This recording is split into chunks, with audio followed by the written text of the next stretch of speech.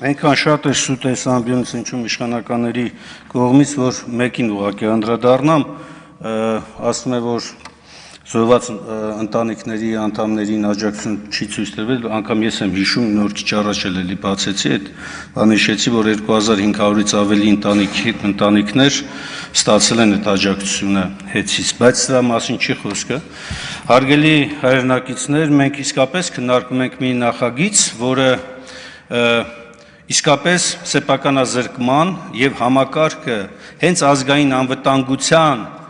սպառնալիք ստեղծելուն ուղղված նախագիծ է։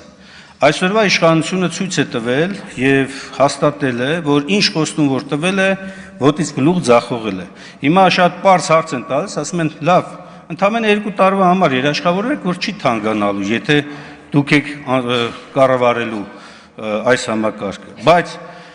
հատուկ իշխանության վարկագծին փորձելով մարդկանց վարկաբեկել, արված աշխատանքը վարկաբեկել, ավելին, փորձելով ստեղծել մի հատ նես պատկեր, որ իրենք հետևողականորեն հայ ժողովրդի բարին են ուզում, իսկ այ չար ուժերը այստեղ նստած հակառակն են անում, լինելով չար ուժեր, լինելով այս ամեն ինչը ստեղծող, գեներացնող մարդիկ, ամեն ինչի մեջ մեղադրում են։ Ոչ ավել, ոչ պակաս, հիմա ամբողջ համակարգը ներկայացվում է մեղադրանք իշխանության զավթման, ահաբեկչության եւ այլնի մեջ։ Այն դեպքում, երբ Հայաստանի Հանրապետությունում կա մի խումբ,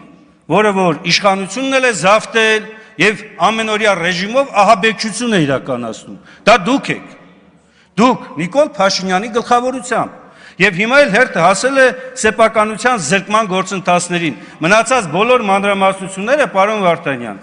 հանձնաժողովում քննարկումների ժամանակ մասնագիտական, իրավական, հակասահմանադրականություն այս ամենի կներկայացվի։ Սիրելի ժողովուրդ, մի բան հստակ է,